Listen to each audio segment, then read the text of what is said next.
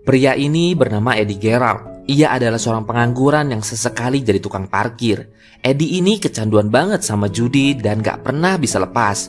Mungkin rasanya sama kayak kecanduan rokok atau kecanduan main game. Intinya dia benar-benar mau tobat tapi gak bisa. Setiap dapat duit, malamnya dia pasti langsung pergi ke tempat judi. Dulunya dia pernah menang judi gede banget sampai kaya raya. Terus kalah judi juga gede banget sampai bangkrut. Makanya dia sekarang selalu berharap sesuatu saat nanti bisa menang gede lagi terus merubah nasibnya. Sayangnya setiap kali Eddie berjudi, dia kalah dan kalah lagi sampai kehabisan uang.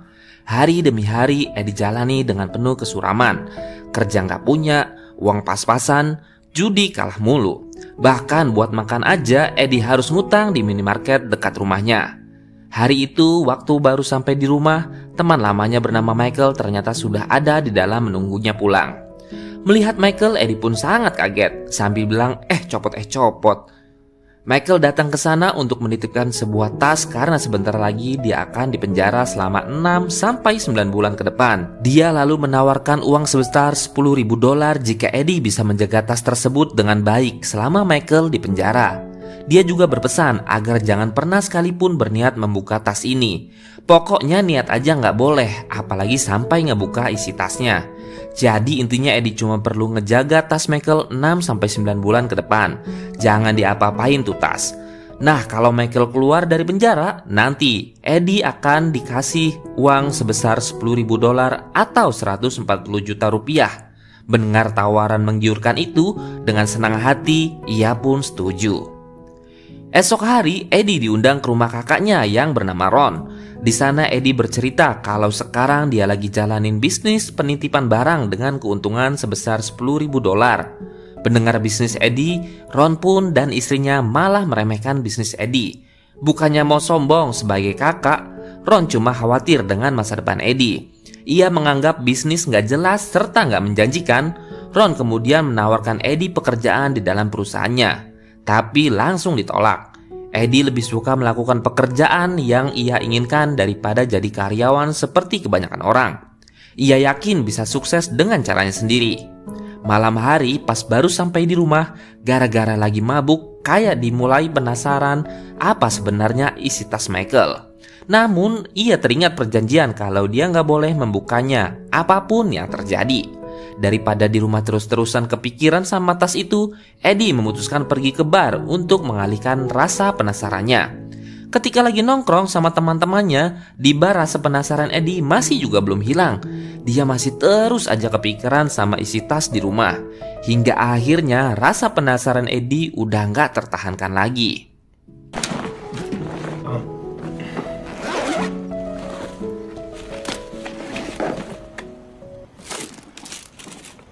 Fuck me.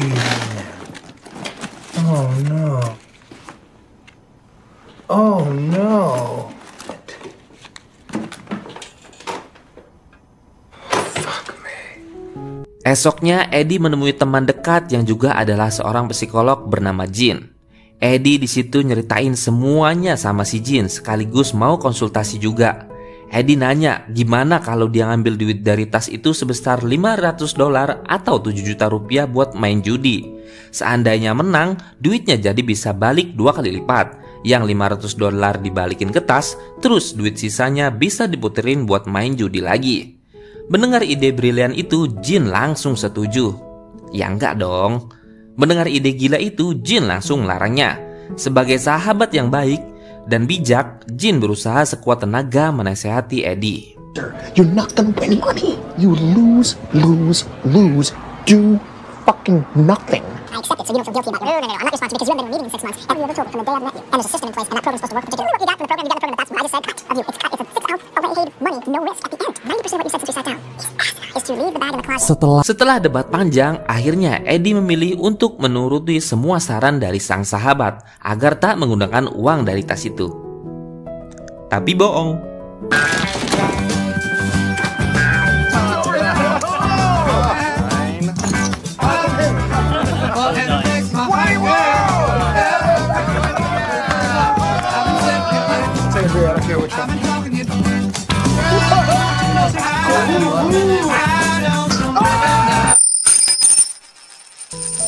Eddie berhasil memenangkan banyak permainan. Setelah untung banyak dari berjudi, Eddie merayakan keberhasilannya bersama teman-temannya di bar. Keberuntungan Eddie nggak cuma sampai situ aja. Di sana dia juga bertemu seorang wanita cantik bernama Eva. Melihat kecantikan Eva, Eddie jatuh hati. Selesai berkenalan, mereka lalu bersenang-senang, minum-minum, serta bernyanyi sepanjang malam. Waktu Eddie mengantar pulang, Eva bercerita tentang masa lalunya, bahwa dia adalah seorang janda anak satu. Mendengar itu, Eddie pun berkata dalam hati, "Wow, janda nih bos." Eva lalu mengajak Eddie ketemuan lagi lain kali di restoran favoritnya. Eddie benar-benar bahagia. Mereka kemudian saling bertukar nomor HP. Hanya dalam satu hari, kehidupan Eddie berubah total 180 derajat. Kini ia merasa menjadi orang paling beruntung di dunia. Namun keesokan harinya, Eddie yang masih belum puas sama hasil keuntungan kemarin, dia pun milih buat judi lagi di pacuan kuda. Setelah mempelajari informasi tentang kondisi kuda para pembalap, Eddie dengan percaya diri mulai taruhan.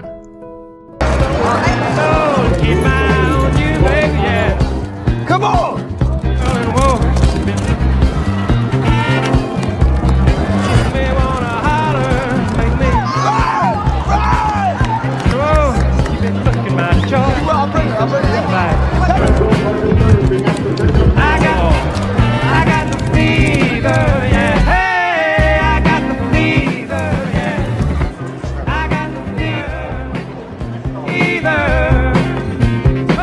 What's going on with this rain?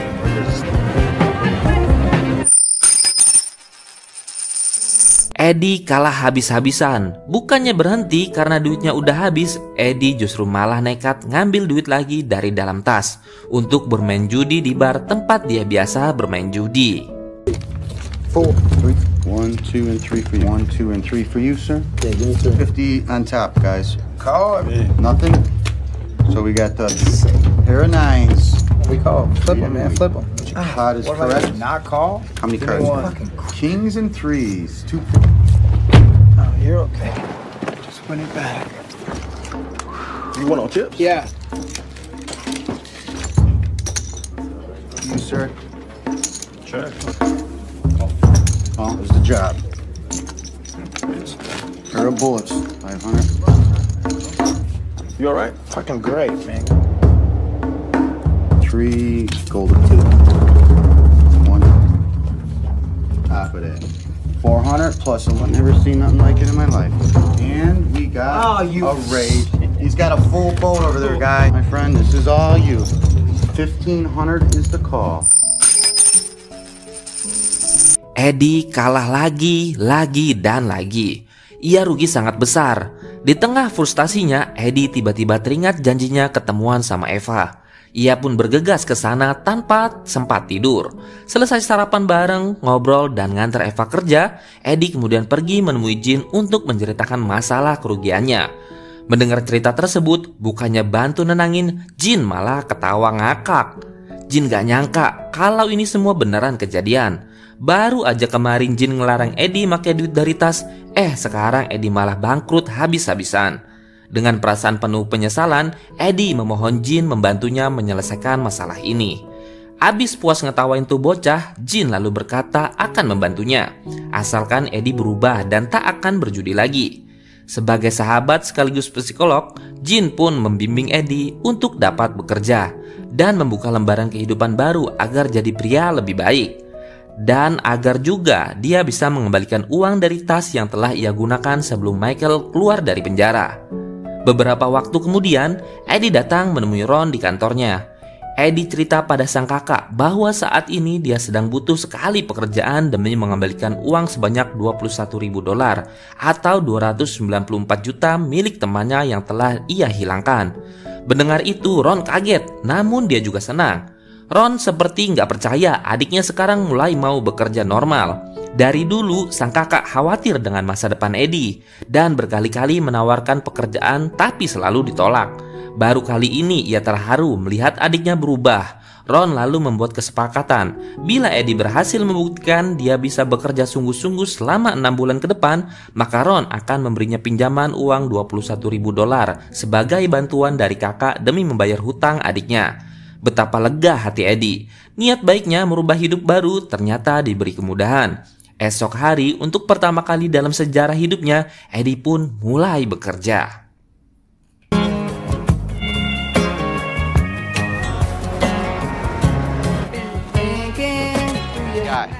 Here he is.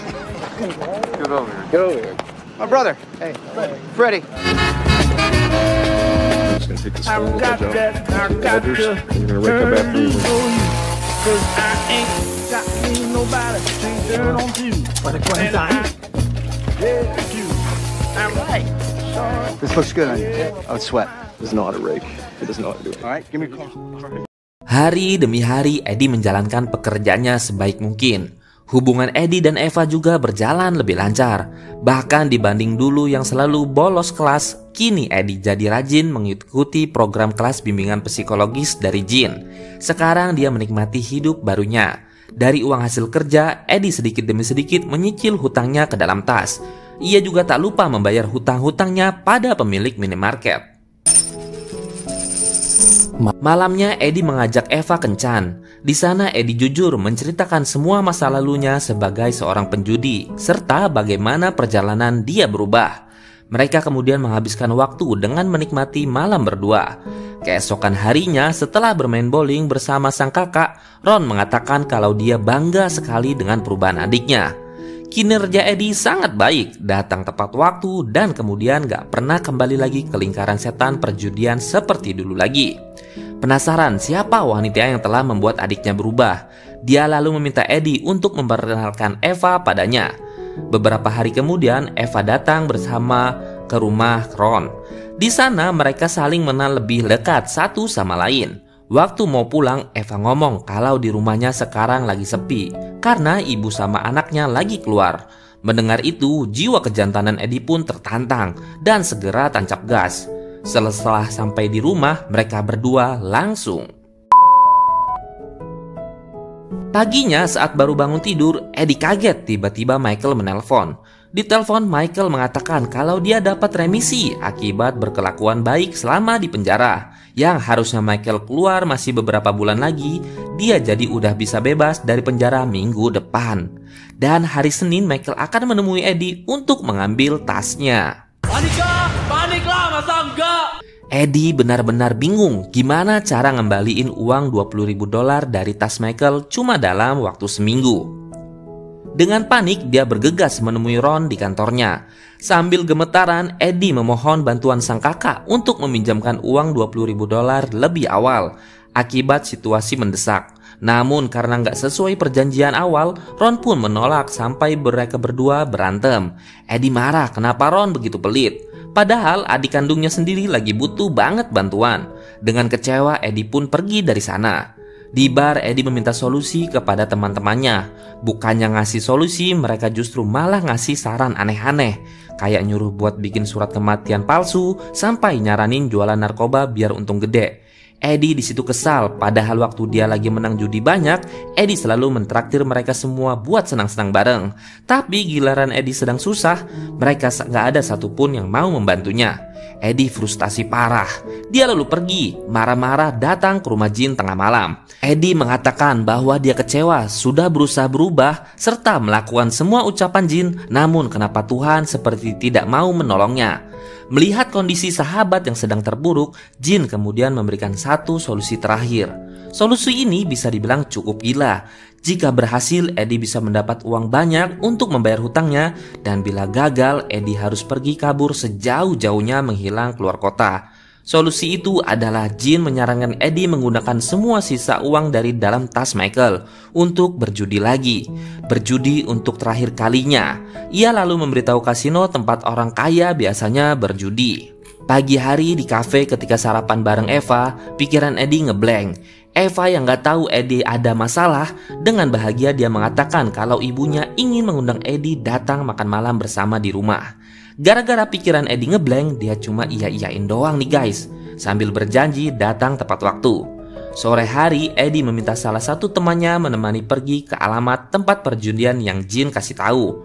Dengan membawa semua uang di tas, mereka berdua mengatur rencana agar bisa dianggap orang kaya dan diizinkan masuk ke kasino. Mereka nanti akan bersandiwara, berpura-pura menjadi bos serta bodyguard. Saat sampai di tempat perjudian, di sana Eddie melihat para orang kaya sedang memainkan permainan kartu dengan taruhan uang ribuan dolar. Jauh berbeda dari kasino tempat perjudian receh yang biasa dia kunjungi setiap malam. Selesai menukar uang menjadi koin, permainan pun dimulai.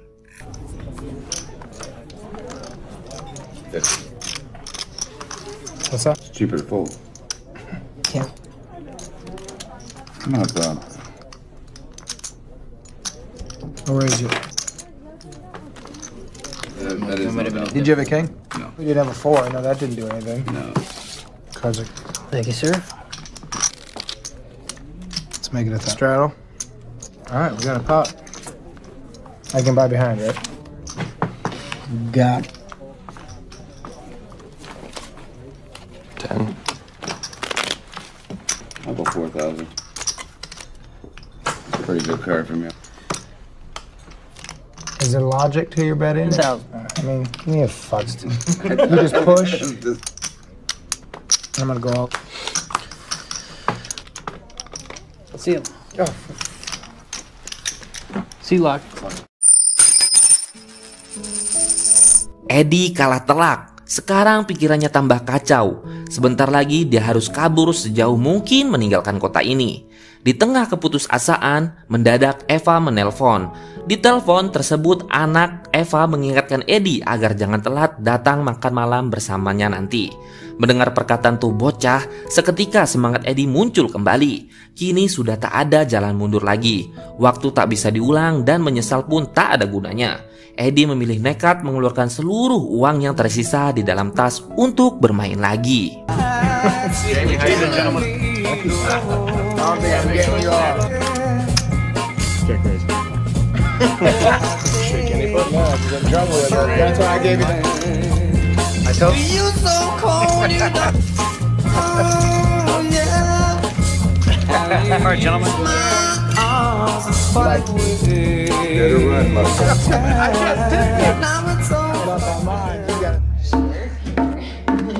Check her bet.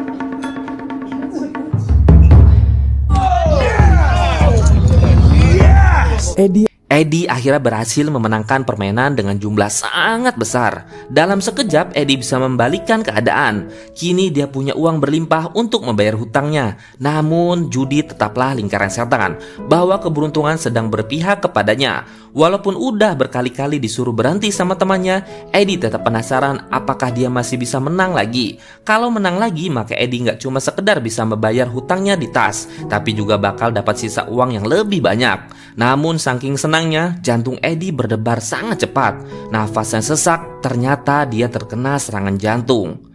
Serangan jantung yang memaksa Eddie menghentikan permainan dan pergi ke rumah sakit bersama dengan seluruh uang hasil kemenangan judinya. Rumah sakit ketika sadar sang kakak telah ada di sana menjaganya selama pingsan. Eddie pun meminta maaf karena kemarin udah kurang ajar sama Ron dengan mengatakan kalau Ron pelit. Eddie juga mengungkapkan bahwa sekarang dia sudah berubah. Bila dia masih diberi kesempatan kembali bekerja sebagai tukang kebun di perusahaan Ron lagi, maka dia berjanji akan bekerja lebih giat dari sebelumnya. Dengan senang hati Ron mengatakan kalau perusahaannya selalu terbuka untuk Eddie. Apapun kesalahannya di masa lalu, bagaimanapun juga Eddie tetaplah adik yang sangat ia sayangi. Eddie kemudian pergi ke rumah Eva sesuai janjinya. Ia menemui Eva dengan perasaan begitu lega. Kini Eddie telah terbebas dari semua hutang dan telah sepenuhnya berhenti dari dunia perjudian. Film pun tamat. I'm walking down the street on clouds instead of the concrete I'm dancing through. Everything's about to come my way, and I don't care if you spill coffee on me or if the sky is gray or blue. No, I don't care, 'cause I am on my way up, and I won't